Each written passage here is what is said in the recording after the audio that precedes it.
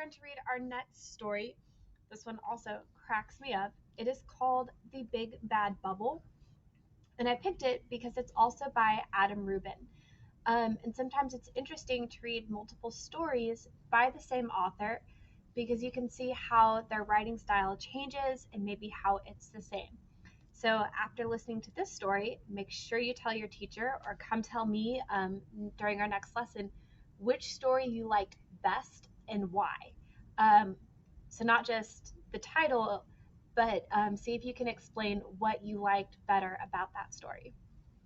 But I think you guys will enjoy this one. The Big Bad Bubble, words by Adam Rubin, pictures this time by Daniel Salmieri. You may not know this, but when a bubble pops, it doesn't just disappear. It reappears in La La Land, where the monsters live. For some reason, all the big scary monsters are terrified of bubbles. Foofle, why are you running away? Gerbert, what's the matter? Wumpus, stop crying. Tell Wumpus to stop crying. Turns out it's all Mogo's fault. When he was little, a chewing gum bubble attacked his face.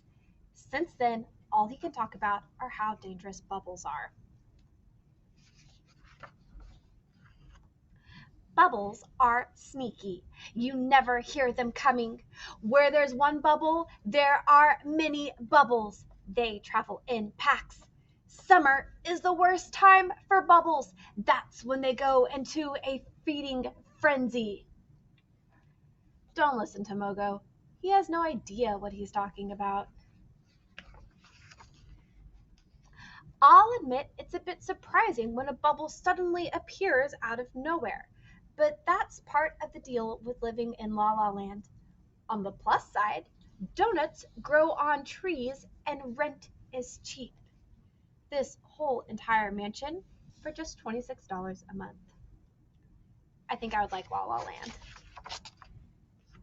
Hey, look! Here comes a bubble now. Gerbert, stop running around in circles. You have giant fangs. Foofle, climb down from that tree. Look at your claws. You have pointy claws.